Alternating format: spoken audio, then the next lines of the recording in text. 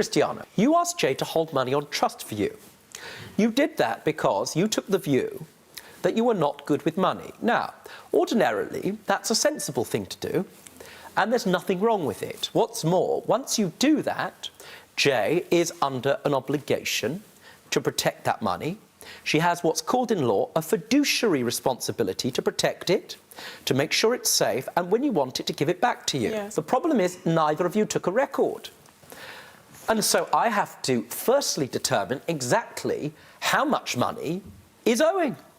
The view that I would automatically take is what you first asked for when the relationship broke down, because that gives me the sense of what you believed she had left. Yes. The first amount that you asked for was £120, and consequently, if this case only included that application, I would have awarded you £120 with no difficulty, on the view that Jay had been in breach of her fiduciary duty to keep this money on trust on your behalf. However, in January, you sent a text message saying, "I've thrown your stuff away in exchange for my money." In law, that means the debt is satisfied. Because you expressed that, madam, you are no longer entitled to claim anything. And therefore, I dismiss your application in its entirety. I can't wake up in the morning and say, "I want to copyright this wonderful thing I've just invented. They're marvellous, and what's more, they keep you regular. They're called cornflakes." However, I could, if I wanted to, copyright, well, Michelle could, Michelle's cornflakes, which are a certain flavour, a certain size, and they give you an uncanny ability to stand up in heels for 12 hours a day. For example, it's an idea. That would be a reasonable thing to copyright because it relates to her, it's her intellectual property, and it's unique. Part of the bargain you had was that the car you were buying was for spares and repairs. In other words, Steve says as part of his defence, he made it perfectly clear that you would not be entitled to any of your statutory protections because you were buying a wreck. And consequently, Steve provided a document. Steve, you did exactly the right thing in theory by drawing together a legal document saying very clearly you are taking away a car for which I have no responsibility. And the reason I have no responsibility is because it's for spares and repairs. And you provided this document. The difficulty, sir, is this document only covers unroadworthy vehicles. This document does not remove Ian's rights as a consumer. The reason I know that is because it specifically states, I understand that my statutory rights are not affected.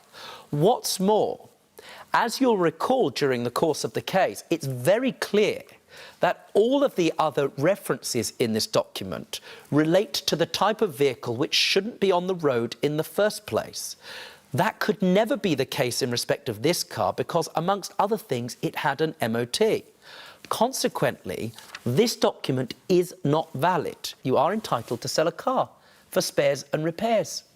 And you're entitled to tell somebody that they don't have a warranty and it's their problem. But if you do that, you need a better legal document than this, I'm afraid, sir.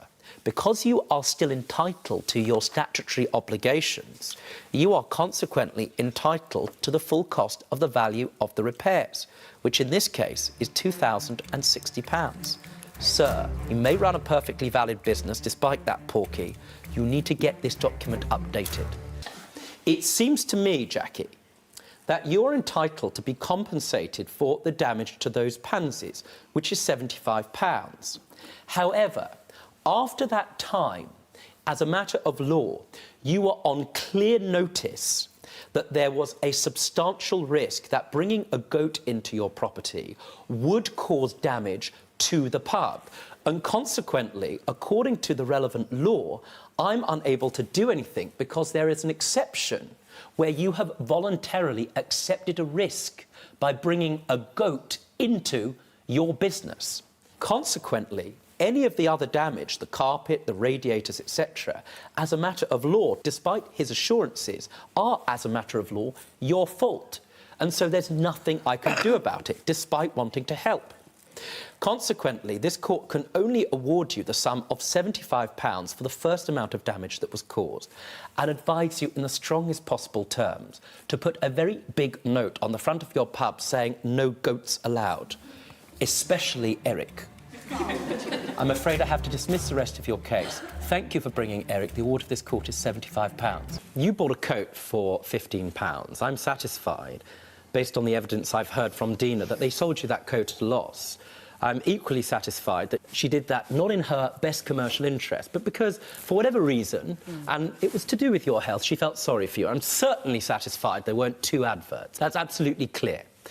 Both Dina and her partner, her very honest partner who comes to court today, came to your flat and went out of their way in circumstances where they didn't need to deliver that coat to you. At the time they delivered that coat to you, it was up to you, in law, to try that coat on. In the circumstances here, I'm satisfied that after you'd bought the coat, you came to a subsequent arrangement with Dina for your money back. In other words, they had accepted that they would return the money, and that created, in effect, a new agreement for your money to be returned, which you relied upon. Yes. And therefore... Well, thank you. Sorry. And therefore, in the circumstances, very narrowly, although I find you didn't try it on and you should have done, and it would be your responsibility ordinarily, I do find, to that extent, theoretically, they owe you £15. £15, not the biggest case in the world, but a matter of principle for you. It is. However, I'm very alarmed indeed, that you appear to have posted on a public site something about these 2 young people who are trying to run a business, which on the face of it is untrue. And as a result, they've suffered some kind of loss. Now, it's impossible for me, without any evidence, to come to an assessment of the value of that loss. But I certainly find it's worth the value of a coat, £15. And therefore, your counterclaim for defamation, certainly as far as the value goes, of £5,000 is dismissed. But it's upheld in principle, insofar as I do find that Debbie posted something which was untrue, and she shouldn't have done. Your claim is successful, insofar as you're awarded £15, and you're awarded £15, which means you both have to receive £15. But give the coat back. That's the award of this court. Can you tell me the date of this contract, please? What year was it, please? 2008. 2008? Yeah. That's when you entered into the agreement? Yeah. I see. Oh, dear. Junior, Stephen, you had a clear contract with Stephen for rent, and it was quite clear to me that he owed you for the entirety of the rent, which was £1,680. Until seconds ago, I would have awarded you the entire value of that claim with very little difficulty whatsoever. The difficulty is in law. Just as you have to get rid of people within a reasonable period of time, sadly, in contract law, you have to bring your claim within 6 years. Your application in this case is way outside of that period, so I have no choice but to dismiss your claim. Very sad, that's the award of this court. Michelle. Yes. I bet you that you can confidently predict the outcome of this case. If you're right, I will buy you lunch. Let's certify it. Now, whisper to me how you think it's going to go. Do you think he's going to win or he's going to win? Just whisper to me. I think Luke's going to win. Do you? Yes. Oh, dear. Thank you very much, Michelle.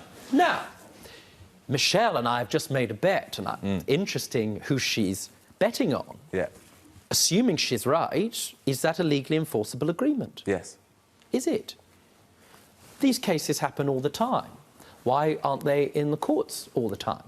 Why don't people take them to the courts? That's something for the people to decide. They should, if they want to do it, then they should get off and go and initiate something and take a case to themselves. Sadly not. It's a very interesting matter. Is anything you'd like to reply? Would you like to make a legal submission and reply, Eddie? Would you like to say there is something in this country called lawful betting, and that takes place under law, under the Gaming Act? In betting shops, for example, and yes, that's changed recently, by the way, If a betting shop doesn't pay out, I've got a contract with the betting shop because that's what the law tells me. But gambling between individuals is not lawful. And I can't go to court and seek relief from a judge on a contract when the agreement is not a lawful agreement. Yeah, why do you say that a betting agreement is a lawful agreement? A betting agreement is a lawful agreement because I'm offering Eddie something and Eddie offered me something in turn or something happening, both in exchange, and there was a handshake to it. So therefore, I would see it as a contract. But, you would? Yeah, most definitely. But the law wouldn't. OK, I did. Who do you think wins? Imagine it's you and the MMA fighter. Who wins between you and the law?